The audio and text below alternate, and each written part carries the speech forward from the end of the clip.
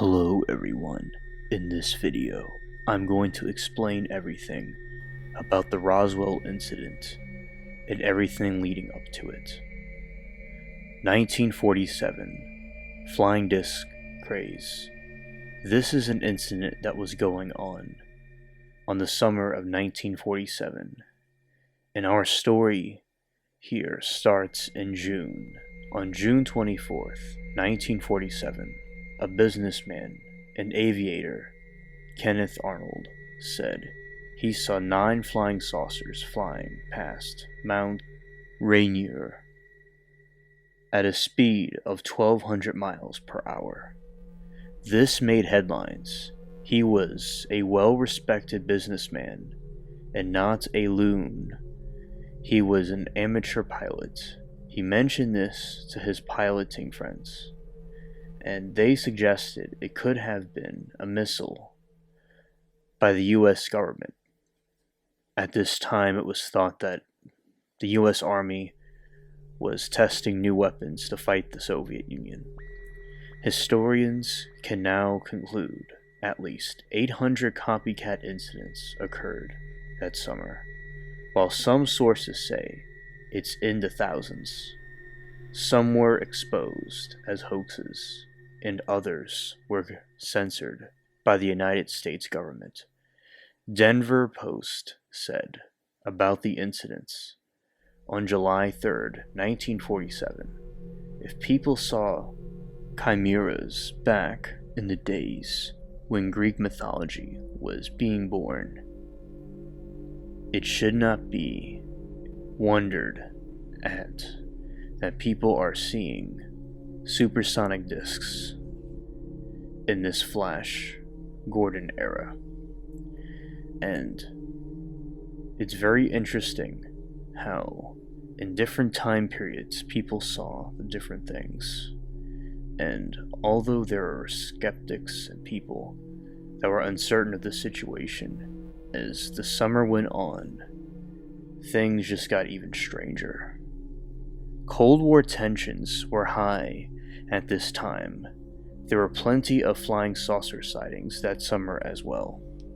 So some have thought of comparing both of them, that they had something to do with each other. But in my opinion, this is from something out of this world. On June 27th, reports of past sightings from a housewife in Bremerton, a home builder in Bellingham, a motorist and his family in Wenatchee, a couple from Salem, and a woman from Yakima. June 28, press nationwide reported the opinion of Army rockets expert L.T. Cole Harold R. Turner, who speculated the discs were jet airplanes. Turner explained that the jet planes' circular exhaust glows bright when heated and might easily appear to be disc at a distance. You see, this person didn't understand the concept of a UFO, and back in 1947, this was being just discovered. You had this round cylindrical metal thing that's floating around, levitating, and flying very quickly. So it's not the same thing as somebody seeing a vertical circle from a distance. Others thought they were linked to atomic bombs. So they thought that this had to do with nuclear weapons or aircraft carrying nuclear weapons because it was the time of the Cold War. The scientists declared people are not seeing things and said flatly that experiments in transmutation of atomic energy being conducted at Muroc Lake, California.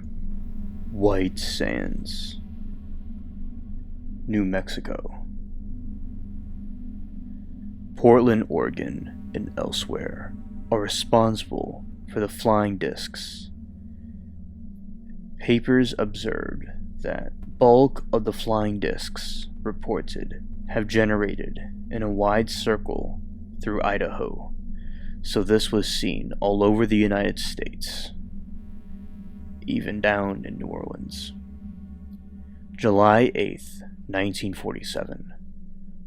On a July evening in 1947, it was supposed to be a normal night, but something fell out of the sky, and on July 8, 1947, the world's perspective of reality changed forever. In Roswell, New Mexico, a UFO apparently crashed in the desert, and the bodies were being recovered by the U.S. Army. Pieces of the crash were seen, and all over the radio stations, this situation was being covered. The RAAF Public Information Officer Walter Hutt issued a press release stating that the personnel from the field's 509th Operations Group had recovered a flying disc which had landed on a ranch near Roswell. The following day, the disc was revealed to be pieces of a weather balloon, they claim. On July 9th, Roswell Daily Record reported that the debris consisted of a large area of bright wreckage made up of rubber strips, tin foil,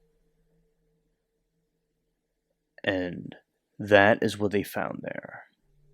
And the theory of it being a weather balloon, the main narrative is that there was a weather balloon that got lost and crashed, and they don't want people to believe it was anything else. I was watching a UFO documentary, and it showed how the aliens were in seats, and they had protective covering like bulletproof vests. Theory suggests that some of our modern tech comes from this crash, such as bulletproof vests, computer chips, lasers, but skeptics disagree with these claims.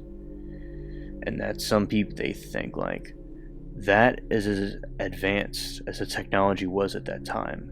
It didn't get any more advanced from like what it is now. So they are trying to say that these aliens don't have advanced technology like they should, which in my opinion is a straw man. And I believe it's very likely that a lot of these technologies came from these crashes, especially how you have these reports of, in detail, of these aliens, how they had protective coverings on them, how they had lasers, and they show you animations about what they were doing and how they were displayed. It's very, very interesting and nefarious for this information to be hidden. And the government has tried to discredit people that were claiming to see UFOs at the time, which is even more suspicious.